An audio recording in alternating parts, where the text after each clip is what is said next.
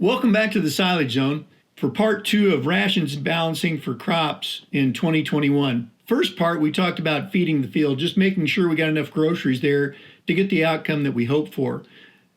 In this session, we're going to talk about how do we potentially evaluate how things are going in season.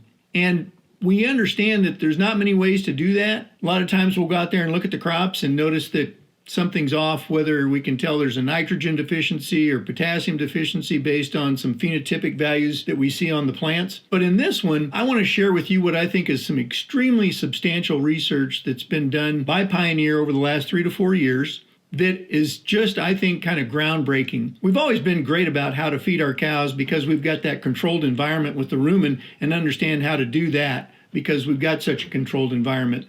But we know that with the fields, it's not nearly as controlled, and Mother Nature can play a big part in that. But what I want to share with you is what we've done to try to get a better grasp on that within Pioneer. So I'm going to do a brief overview of the Pioneer research that was just shared at the 2021 Agronomy Conference. Going to talk about some of the key numbers that they found, and then some basics on how to do proper sampling. And then I'm going to encourage everybody to reach out to your Pioneer agency, to your Pioneer agronomist, to talk about how maybe you can implement some of this within your own farm. So we've known for a long time, this was a graph from back in 1956, first done by a French agronomist, that showed that there was definitely interactions, antagonistic and additive, between nutrients within the field.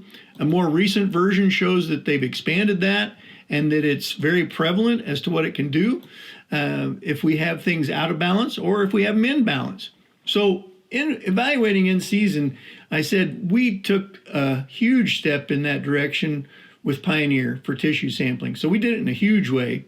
And again, over 18, 19, and 20 on corn and 17 through 20 on beans, we ended up with about 550 corn and 467 soybean on-farm trials that we pulled the leaf tissue samples from. And the stages we did it at were at V6, VTR1, and R3 for corn, and then R1, R3, and R5 for beans. We sent all those samples to one analytical lab, Waypoint, and then we recorded the yields at harvest. The sampling locations that we actually brought into this data set were assigned to one of 4 categories.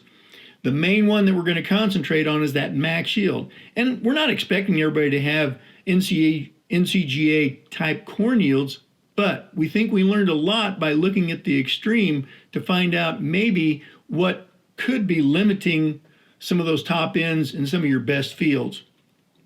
Here's where all that data come from. Roughly, we do about 12,000 on-farm plots every year, represented by the graphs to the far left, about 15K for corn and about 10K on the average for beans. The middle one shows that we had great distribution of these plots. The dark green circles being the greater than 1 standard deviation above the plot average, those are the max yield. The lighter green up to 1 standard deviation above the plot average. The yellow up to 1 standard deviation below the plot average, and the orange greater than 1 standard deviation below the plot average. So again, just a very extensive set of data. The far right just shows where we also had plots that were in our Performance Explorer program to where we could track even more data. Here's a graph that we got out of this data that's been published in the 2021 Agronomy Science Research Summary books that I've been handing out to several of the growers I work with. And what you see here is, again, the values that are commonly published at Waypoint Analytical. And what we found through our research is that when you looked at the green, the darker green ones, the published reference range that we compared to did not really encompass the ranges that we identified for higher yields. The yellow, lighter green or yellow, however you want to look at it, our range was much narrower for effective use, but in the higher end of the published range. The orange backgrounds, our range is narrower, but in the lower end of the published comparison range that you see there. And then the white is a range that we ID'd that matched up really well with the published range that we were comparing against. And those numbers are the percent of dry matter. So when we look at the key learnings that we got from this is that we understand now that those high yielding crops, which makes sense, right? They're just taking up a lot more nutrients. The corn was significant at V6 and VT with rapid remobilization for grain fill shortly thereafter. And in beans, there was significant more nutrients at R1, not at R3, but then again, it's significant at R5. So there's so much information in this research that it's impossible to do this in a short broadcast, but it's important to begin to note which ones also promote the rapid biomass accumulation. In other words, the leaf tissue that's out there. And I'm going to show you on the next slide just an example of that really small increases can have dramatic impacts. So on this one, in the middle picture, you can see there's some differences between the two plants, where one was received an in-furrow treatment on the right that included zinc, humic, fulvic, and some boron. But look at the biomass differences on the actual leaves to the right. Dramatic differences where it receives some additional nutrients. Now look at the left at the phosphorus pounds. So just a 0.01% difference, 0.24 to 0.25 in nutrient concentration, that accounted for a 24% increase in the pounds of P taken up by the plants on a per acre basis. The greater biomass definitely will allow for more total photosynthate to be produced and become potential increases in yield. So again, small increases in these numbers that we're looking at during the tissue sampling can mean big differences in the actual outcome. So if you do get some interest in doing this on your own farm, keep in mind that as with anything else that we do in agriculture, sampling is incredibly important. So for corn, if you're doing it the V6, V8, which would get results back and maybe give us a chance to maybe do a little bit of rescue if we need to on that crop, you look at the most recent mature leaf, MR, ML, as defined by a visible collar. Get about 25 plants. At VT and R1, it's the leaf opposite and below the ear, about 15 to 20 plants in the area that you're sampling. On soybeans, R1, R3, R5, most recent mature leaf and with petiole, as defined by unfolded, few wrinkles, good color, about 25 plants. So you also want to eliminate the variability on your samples that you're taking, so don't do it in compacted areas that you know you got trouble, nematodes, ponding, whatever it may be. Choose uniform plants. We also learned that weather has a huge impact. So if you know you've got a major weather event coming, do it the day before or at least day 2 after that event so that it doesn't alter the values incorrectly.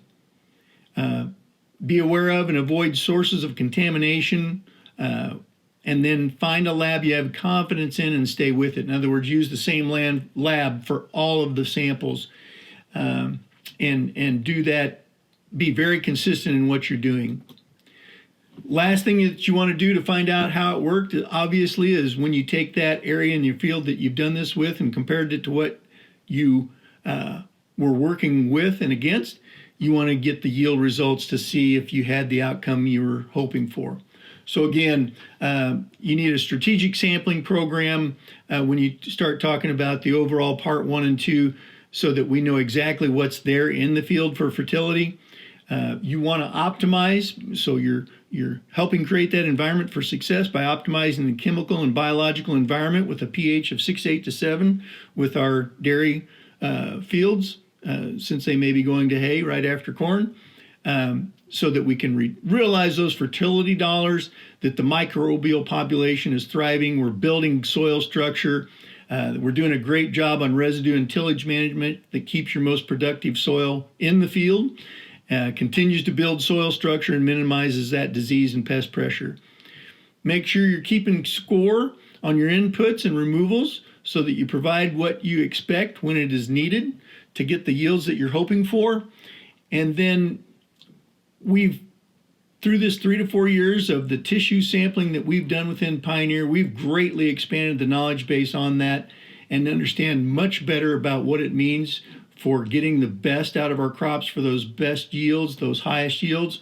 It will require great sampling discipline and the tracking of the results, probably a year-over-year system to where you get things done and be able to look back and see what differences those values made, and then noting the connection between those nutrient value changes, the biomass production, along with the fertilizer inputs and the final outcome for yield. So it's acres compared to cows, soil fertility as compared to feed quality, DHI records as compared to soil and plant performance records. But if we're paying equal attention to balancing the ration for the acre and the cow in the end, we're going to help produce the best bottom line on the operation. So reach out to your Pioneer agency, your Pioneer agronomist to learn more about this. It's some of the most exciting data that's come across the airwaves in years, and I think it's something that is going to lead us into the next yield plateau in the future in our fields. Thanks and have a great day, and we'll see you the next time on the Silage Zone. That concludes this Pioneer Agronomy video podcast. Visit our page on pioneer.com and follow us on Twitter and Facebook for more agronomy insights.